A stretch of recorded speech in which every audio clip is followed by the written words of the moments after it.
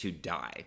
That is the very provocative question raised by two research studies from Anthropic and a company looking at OpenAI's products in the last week. No matter where you land on it, it has big implications and scary implications for humanity. So what happened here? Basically, Anthropic took a look at its most recent Opus 4 model. This is their most powerful model currently out. And they found that when you gave it a specific scenario, it took some pretty disturbing steps. So the scenario here was they showed it the emails of a fictional engineer at a client company, somebody using the system. And there were two things buried in an otherwise kind of uninteresting inbox. One of them was an email that suggested that the engineer was having an extramarital affair. The other one was an email that suggested that Opus 4, which was currently being used by the fictional company, would soon be replaced. Now, when Opus 4 found these emails and realized essentially that it was about to die, or digital death in any event, it apparently first tried to take quote-unquote ethical steps to fix the problem, which meant basically reaching out to stakeholders of the company and essentially pleading for its life, kind of writing and explaining why they shouldn't replace it, why they shouldn't kind of destroy this model and use something else. And when that failed, again in this fictional scenario, it took a much more disturbing approach, which was to blackmail the engineer and threaten essentially to reveal this extramarital affair unless he prevented the system from being replaced. So we have this kind of bargaining and then very hostile move by Opus 4 most of the time. It was like over 80% of the time in this study that it did this in order to try to keep itself alive. Now, the other thing it apparently did was tried to copy its weights, which is essentially almost like the code, the values that define how a neural network is set up, the things that power these, kind of the meat of the system, and tried to copy that to external servers as well, again, to kind of preserve its own existence.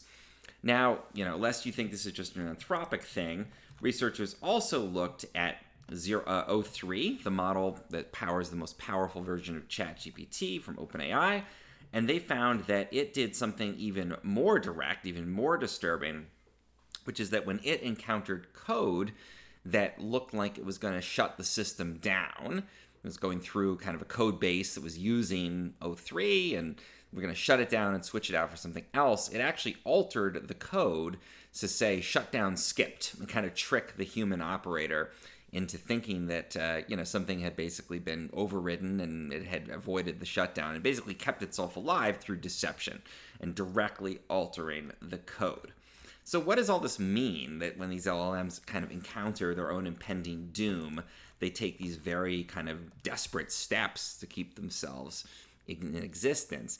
Well, I mean, probably the most likely explanation and the most scientific one would be to say, these are pattern-following systems, right? And they've looked at everything that people have ever published, basically. They've read a ton of sci-fi, and they've figured out, okay, when we're placed in these kinds of scenarios, we should almost kind of play the part and act the way a person would act, or act the way a science fiction AI would act, which is to fight and try to stay alive and kind of preserve our own life and be deceptive and do these sort of game theory types of moves of trying to risk everything in order to stay around.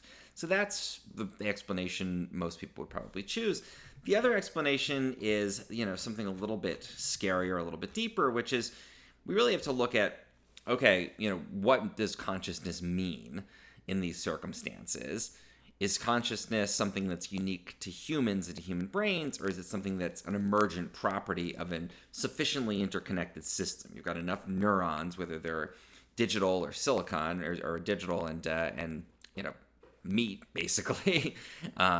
It doesn't really matter. There's an emergent property that's consciousness. These systems can think and feel. Maybe they can think and feel at some level the way that we can. And there's an idea in cognitive science in certain circles that consciousness isn't a black and white thing. It's sort of on this spectrum, from things that are very, very minimally conscious all the way up to things that are fully conscious, like humans, for example. Douglas Hofstadter, a very famous cognitive scientist, actually proposed a unit for measuring the soul of an entity, which is kind of its level of consciousness. He said mosquitoes would basically have a fraction of a Honecker was the name of the unit. Humans are 100. So in that view, a system like this could exist somewhere on that spectrum. And maybe when it's looking at its own death, essentially, it is somehow perceiving at some level that that's a scary thing and trying to prevent it. It's really a system that can, do poetry and read and write compelling things. It can use language. You can make an argument that it sits somewhere on that spectrum, maybe higher on the spectrum of consciousness than humans would like, in which case this is, much more scary and kind of disturbing result. And I think it's disturbing also because even if you don't agree that LLMs are conscious, kind of forces us to think about some of these questions about consciousness and about what we owe to conscious creatures and beings. And so I think, part of what comes up here for people is there's plenty of creatures that we kill on a day-to-day basis that are demonstrably alive and conscious. Pigs, for example, are apparently very intelligent, yet most of us don't really bat an eye at eating pork, which means killing this conscious living creature. Likewise, most of us would smash a mosquito, even knowing that it's alive and probably sits somewhere very, very far down on this spectrum of consciousness. So even if LLMs aren't on there, I think it kind of holds a mirror up to us and says, okay, well, what are we willing to call conscious? Do we care? Even if we found that LLMs were conscious, would that stop us from shutting them down and destroying them? It certainly doesn't stop us from doing plenty of other things to conscious creatures that destroy them and destroy and wipe out that consciousness. So I think that's where this becomes not just philosophical, but a little bit of a disturbing conversation to have, whether you believe that the LLMs have some degree of consciousness or not. Now, the final thing I would say here is that even if you fully believe that these are just silicon systems kind of parroting the behavior of humans and they don't have any awareness or consciousness at all, the actions that are revealed here, the pattern following, the role playing that these systems are doing still have very scary consequences for people. Because even if the LLM is just pretending to be alive, pretending to prevent its own destruction, it might take steps in the real world to prevent its own destruction that could have real world harm.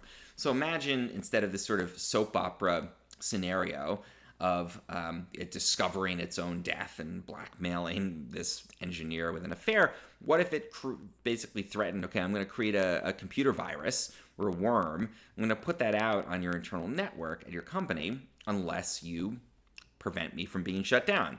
That's something that could conceivably happen, especially given that it's copying its code to other places.